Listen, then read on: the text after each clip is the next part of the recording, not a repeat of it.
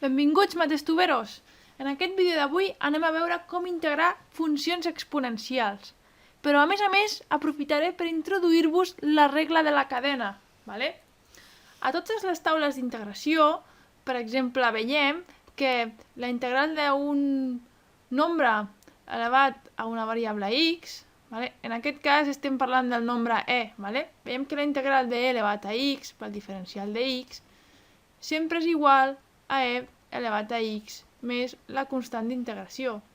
Però en aquesta mateixa taula veiem que la integral de e elevada a una funció x per la derivada d'aquesta funció pel diferencial de x serà e elevat a aquesta funció més la constant d'integració. Això no és més que la regla de la cadena. Us en recordeu que quan derivàvem, no? Doncs la derivada, aquesta derivada, ¿vale? La derivada de e elevat a f de x, ¿vale? Que era e elevat a f de x per f' de x, que precisament és això d'aquí. ¿Vale? Recordeu-vos que d'aquí cap aquí derivem, ¿vale? I al revés estem integrant. ¿Vale? Recordeu-vos que d'aquí cap aquí derivem i d'aquí cap aquí integrem. ¿Vale? Podem dir que una és la inversa de l'altra. Doncs va, anem a veure un exemple de la regla de la cadena. Veiem que tenim una integral de e elevat a una funció. Per tant, per poder integrar-la haurem de tenir aquesta forma d'aquí. E elevat a la funció per la seva derivada.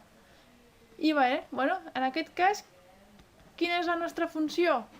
Bé, quina seria la nostra f de x? Doncs en aquest cas seria tot això d'aquí, no? Veiem que la f de x és l'exponent de la e. Per tant, seria 2x més 3. I què necessitarem? Que la seva derivada estigui multiplicant. Si ens fixem, la seva derivada, quina hauria de ser? Si la funció és 2x més 3, la seva derivada hauria de ser 2. Vale, doncs no tenim cap 2 multiplicant la integral. Què fem? Doncs podem jugar amb la integral. Vale? Podem multiplicar i dividir per 2, per exemple. I d'aquesta manera és com si estiguéssim multiplicant per 1, no afecta a la integral. Què més podem fer? Nosaltres què volem tenir? Aquí el 2 multiplicant, per tant aquest que divideix no ens interessa. Per tant, el podem treure fora de la integral. I quedaria d'aquesta manera d'aquí. Vale? I fixeu-vos, ara just tenim ja aquesta forma d'aquí, e elevat a f de x per f' de x. Per tant, la integral d'això ja la coneixem. La integral d'això seria 1 mig de e per 2x més 3, més la constant d'integració. I aquesta seria la nostra integral. Bé, anem a veure un altre exemple. Fixeu-vos, tenim que resoldre la integral de x per e elevat a x al quadrat. Doncs, si tenim una e elevada a x, hi hem de pensar en aquestes regles d'aquí. En aquest cas, la e està elevada a x? No, està elevada a x al quadrat. Per tant, si no és una x, serà una funció. Haurem de pensar en la regla de la cadena. Per tant, si la nostra funció és x al quadrat, que és el que està elevat a la e, doncs la nostra derivada, quina hauria de ser? La derivada d'x al quadrat és 2x. Per tant, e elevat a f de x és x al quadrat per la seva derivada, que hem dit que és 2x. Tenim d'aquí 2x multiplicant? No. Doncs què hem de fer? El mateix que abans, jugar multiplicant i dividint sense alterar la funció per tal de tenir allà la derivada. En aquest cas, què faríem? Doncs exacte, multiplicar i dividir per 2. Vale? He multiplicat aquí per 2 i per tant també hauré de dividir, que ja el poso fora, vale? Perquè com que no ens interessarà, ja l'he tret fora. I d'aquesta manera ja podem dir que això és igual a la integral, que la integral d'això és igual a 1 mig, vale? D'aquí, l'1 mig, de e elevat a x al quadrat, més la constant d'integració. Vinga, va, un últim exemple, aquest d'aquí. Què tenim?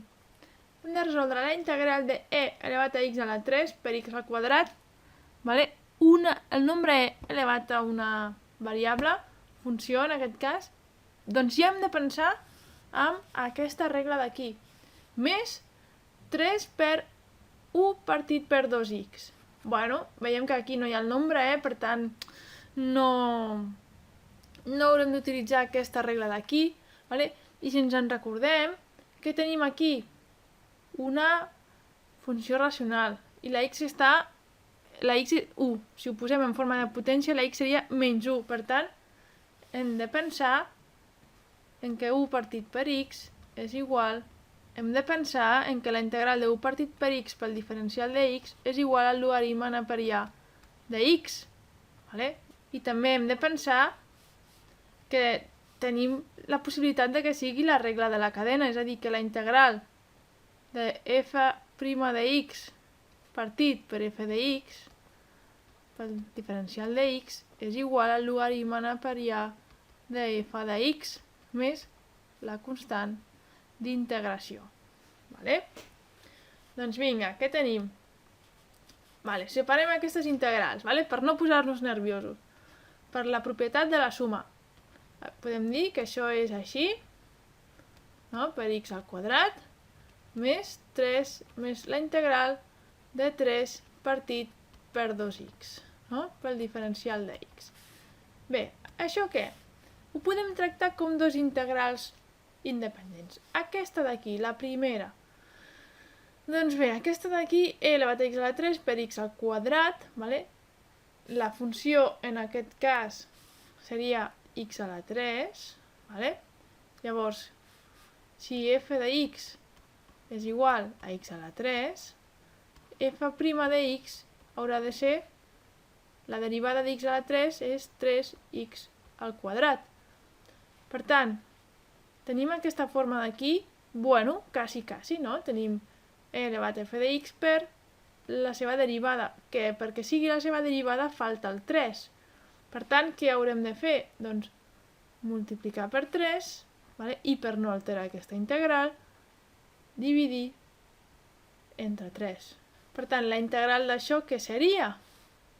Doncs seria 1/3 de e elevat a x a la 3.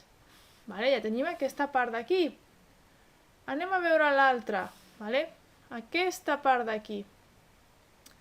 Anem a veure ara com faríem aquesta integral. Doncs què hem de pensar? Que la integral de 3 partit 2x es pot expressar com 3 partit per 2 per la integral de 1 partit per x pel diferencial de x. Doncs què hem fet aquí? Per la propietat del producte, sabem que si un número està multiplicant la funció, el podem treure fora, per tant aquest 3 l'hem tret fora i el 2 també l'hem tret fora. Aquí tenim 3 mitjos. Llavors la integral seria 3 mitjos pel logaritme neperià de x. Doncs ja tindríem la solució. Sabem que és 3 mitjos per logaritme neperià de x més la k. I aquesta seria la nostra integral, la integral que havíem començat a fer a l'exemple. Molt bé, matestuberos! Us aconsello que continueu repassant i practicant perquè al final les integrals s'aprenen a base de pràctica.